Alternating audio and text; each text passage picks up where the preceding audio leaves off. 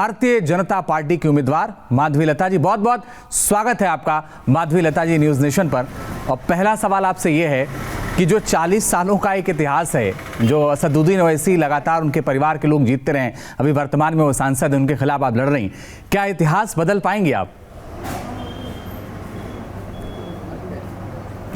बिल्कुल बदलेंगे हम, बिल्कुल बदलेंगे, क्योंकि इतिहास जब बदला है सच्चाई की वजह से बदला है। जहाँ पे भी बदला इतिहास, इसीलिए बदला इतिहास पूरे दुनिया में, जब आम इंसान सच्चाई से जागृत हो गया है, इतिहास बदला है। अब की बार भी हैदराबाद लोकसभा पार्लियामेंट में जितने भी मतदान देने वाले हैं, सबके पास सच्चाई जा रहा है। यही सच्चाई उनके आंख खोलेगा और यही सच्चाई उनकी हिम्मत बनेगी आकर मतदान देने के लिए और अब की बार भाजपा को ही जितवाने के लिए। माधवीलता जी, मैं आंकड़े देख रहा था लोकसभा में जो मतदाताओं की संख्या है, उसमें अगर मैं गलत हूं तो मुझे ठीक करेगा, 59% मुस्लिम मतदाता हैं। इसलिए बार बार सवाल उठता है कि माधवीलता उनके वोट के बगैर तो जीत नहीं सकती, और उनका वोट माधवीलता को मिलेगा कैसे? भैया, इसमें दो प्रकार है जी। एक तो हमारे हिंदू वोटर्स तकरीबन 10 लाख है, 9.5 से 10 लाख। और असद जी कितने वोट से कितने वोट्स आ रहे हैं उनको? 5 लाख 13,000, 15,000, 7,000 ऐसे आ रहे हैं। वैसे देखने पर भी हमारे लोग तो डबल हो गए ना जी। तो हमारे हिंदू वैसे भी है, ऐसा चुटकी कर कर हम लोगों को नहीं मारते, हम चुटकी कर कर वोट देते हैं और जितवाते हैं। अब दूसरी बात आई मुसलमानों की, उनके जितने भी वोट्स है उसमें तकरीबन 6 लाख तक तो बोगस वोट्स है, जो हम अब की बार उनको डालने नहीं देंगे। 5,15,000 में तकरीबन उनके बोगस वोट्स 2.5 लाख हैं। अगर 1 मई 13 तारीख को CRPF तैनात कर सारे जर्नलिस्ट देश के अगर हर पोलिंग माइनॉरिटी बूथ के ऊपर रिले करेंगे ना पूरा देश, मैं कहती हूँ साहब, इनका एक भी बोगस वोट उस दिन नहीं गिरेगा। खत्म, खेल खत्म, दुकान बंद हो गया ना बस। तो आप ये कह रही हैं कि असदुद्दीन ओवैसी जो अब तक जीतते आ रहे हैं उसमें वो फर्जी वोटों से जीतते आ रहे हैं? हाँ जी, बिल्कुल। लेकिन इसको लेकर के चुनाव आयोग की नज़र होती है, चुनाव आयोग इस पूरे चुनाव को मैनेज करता है, तो इस बार क्या आपने चुनाव आयोग से कोई विशेष रिक्वेस्ट की है कि किस तरह से मतदान पे नज़र रखी जाए? हाँ जी, हमने किया है। हमने सेंट्रल इलेक्शन कमीशन को कई लेटर्स लिखे हैं, जिसका कल हमको स्टेट इलेक्शन कमीशन से भी फ़ोन आया है कि वो इसमें गौर करना चाहते हैं। और वो हमारे से GHMC से वहाँ से इंफॉर्मेशन आया कि जो पोलिंग बूथ्स माइनॉरिटी के हैं, आप हर एक बूथ का इंफॉर्मेशन भी दीजिए। लेकिन मेरे समझ से बाहर है कि स्टेट इलेक्शन कमीशन जो है उनके पास कंप्लीट स्टाफ नहीं रहता है, वो GHMC पर ही आधार करना पड़ता है। GHMC का मतलब ग्रेटर हैदराबाद म्यूनसिपल कॉरपोरेशन, जो हर स्टेट में जो वहाँ का स्टेट गवर्नमेंट एक टीम रन करता है, उसी टीम पर इलेक्शन कमीशन को आधार होना पड़ता है। यही system of running a government है। लेकिन यहाँ दिक्कत तो इस बात की है कि स्टेट गवर्नमेंट जो GHMC है वो हमसे ही पूछते हैं, क्या कहकर, आप इंफॉर्मेशन दो, आप इंफॉर्मेशन दो। मैं आपसे एक ही सवाल कहती हूँ, क्या हमारा काम यही है कि बार बार हम अपने कैंपेनिंग छोड़कर सारे जो माइनॉरिटी पोलिंग बूथ्स हैं उन बूथों के पीछे जाएं और पता लगाएं कि कौन सा बूथ में क्या प्रॉब्लम हो रही है? इतने सालों से लेटर्स तो लिख रहे हैं ना साहब उनको, हम लोग इतने इलेक्शंस में हम लोग कंप्लेंट लॉन्च कर रहे हैं ना, उन लोगों को क्यों नहीं पकड़ रहे वो लोग? आप यकीन नहीं करते हैं, अब हम ये कैंपेनिंग करते करते हुए हम उस एजेंट के पास, पोलिंग एजेंट के पास जाकर उनके साथ बैठना पड़ रहा है, फिर से मटेरियल बाहर निकाल के लिखने के लिए लेटर्स। कि कल हम जब चंद्रायण गुट्टा गए थे, वहाँ पे हमारे एक पोलिंग बूथ एजेंट, आंसू कम थे उसके आंख में से, पूछिए क्यों? वो हमको ये सच्चाई बता रहे थे कि माँ, यहाँ पर एक पोलिंग बूथ ऐसा है जो घर में ही है, पोलिंग बूथ जो घर में बना है, पोलिंग बूथ जिसमें लोग रहते हैं, उस घर के निवासी घर में रहते हैं, माइनॉरिटी है वो, मुसलमान के घर में है पोलिंग बूथ। कहीं सुना है आप देश में ऐसा होते हुए? उसके बाजू का घर ही मुसलमान कॉर्पोरेट AMIM का घर है, कहीं सुना है ऐसा होते हुए आप? क्या मेरा यही काम है? GHMC क्या कर रहा है? क्या उनका जिम्मेदारी नहीं है? आज तक क्यों नहीं है उनके पास ये इंफॉर्मेशन? उनके तो पुलिस ठहरते वहां पर। अभी बताइए, मैं कैंपेनिंग करूं, ये सारा इंफॉर्मेशन ढूंढते बैठूं मैं,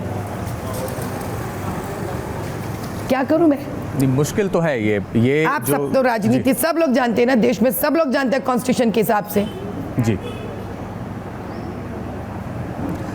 एक और सवाल माधवीलता, मैं पढ़ रहा था अभी साहब, ये लोगों के पास जितने भी हमारे तरफ से कंप्लेंट्स, जी आप कंप्लीट कर लीजिए माधवी जी, फिर ये मैं अगला लोगों सवाल के पूछूंगा। पास जितने बार भी हमारे पास है ये लोगों के पास जितने बार भी हमारे पास से कंप्लेंट्स जाते हैं ना, ये लोग बाजू रख देते हैं। अगर एक बार भी ये लोग हमारे सारे कंप्लेंट्स का फाइल सामने रखेंगे ना, जवाब खुद ब खुद उनके पास है। लेकिन वे फिर से पूछते, उतना क्यों भाई? हम सेंट्रल इलेक्शन कमीशन को एक पेन ड्राइव भिजाते हैं जिसमें आप एपिक टाइप करोगे नंबर, 2 वोटर IDs आएंगे एक आदमी का। फिर से क्यों पूछ रहे हैं हमसे ये लोग? कल इलेक्शन कमीशन से फ़ोन आया और वहाँ से GHMC वाले हमको फ़ोन करते, कॉन्स्टिट्यूएंसी वाइज हमको भिजाइए। ये मुझे कोई दूसरा काम नहीं है, ये मेरा काम है। मेरा क्या काम है? एक उम्मीदवार के जैसे कि आप अपने काम करते जाइए, मैं घर घर जाके वोट मांगूँ, मैं बताऊँ मैं क्यों आप मुझे वोट देना है, मैं अपने मैनिफेस्टो के बारे में बात करना है, या मैं एपिक नंबर टाइप करते कॉन्स्टिट्यूएंसी वाइज के हिसाब से मैं इसको डिवाइड करते लोगों को बिठा के इसके ऊपर। ये करना चाहिए मुझे GHM की तरफ से। GHMC क्या करेगी तब? क्या करेगी भाई GHMC? ये मुझे करना चाहिए काम। हमारे टैक्स पे जो जीते हैं हमसे काम करवाते हैं लोग। पेन ड्राइव है उनके पास, एपिक नंबर उनका, डिलीट करिए ना।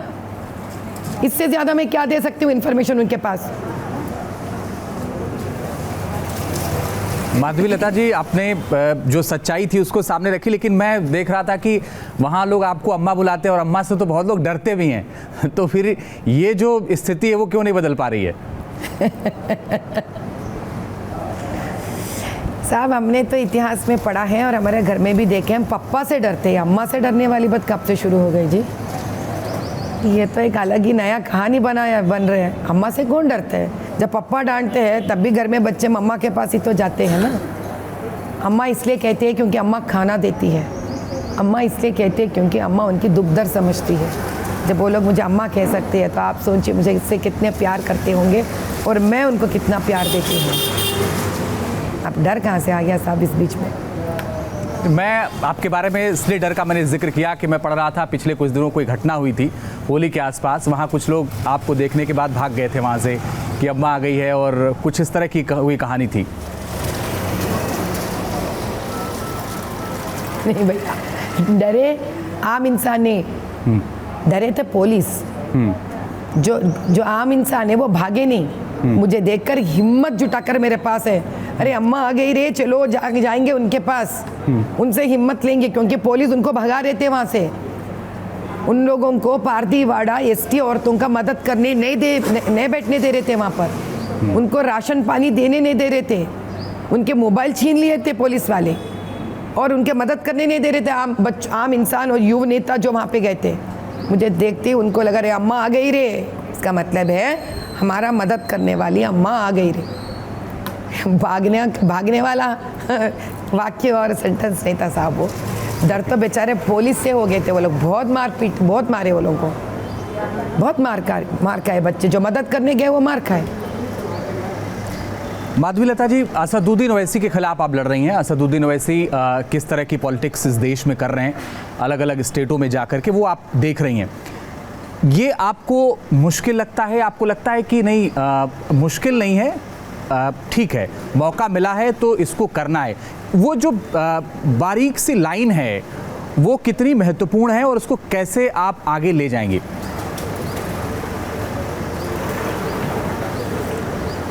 साहब मैं एक ही बताती हूँ आपको, कभी आपने असद जी को, एक अच्छे परिवार के सदस्य को, दुखी होते वक्त जाकर उनको हमदर्द देना कहीं सुने आप? नहीं। वो सारे राष्ट्र में जब भी जाते हैं ना, ऐसा मर्डर करने वालों को, चोरू चक्की करने वालों को, गालियां देने वालों को जाकर हमदर्दी दिखाते हैं। वैसे इंसान से कौन सा डर, क्या डर, बताइए तो सही आप। अच्छा काम करने वाले से, अरे भाई बहुत अच्छा काम कर रहे हैं, लोगों के बीच में चले जाएंगे, लोगों के दिल में जिएंगे, तो उन लोगों से इनको डर लगता। ऐसे काम करने वालों से मुझे कोई डर नहीं लगता साहब। जाना चाहिए तो जाने दीजिए, बांग्लादेश में भी जाने दीजिए, इनको पाकिस्तान में भी जाके ठहरने दीजिए इलेक्शंस में, कोई फ़र्क नहीं पड़ता। ये लोग उनके लिए हैं जो इनकी तरह जीतना चाहते हैं इलेक्शंस। मुख्तार अंसार जी भी वैसी जीते ना, इन्हों भी ऐसी जीत रहे ना आज तक, तो ये कि दोनों भाई भाई हुए। क्यों?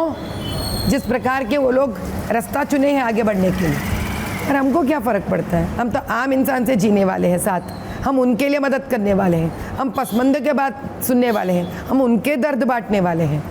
ये लोग आएंगे साहब, अभी इनको घर चले जाने का टाइम आ गया है, हमको कोई फ़र्क नहीं पड़ेगा इनसे।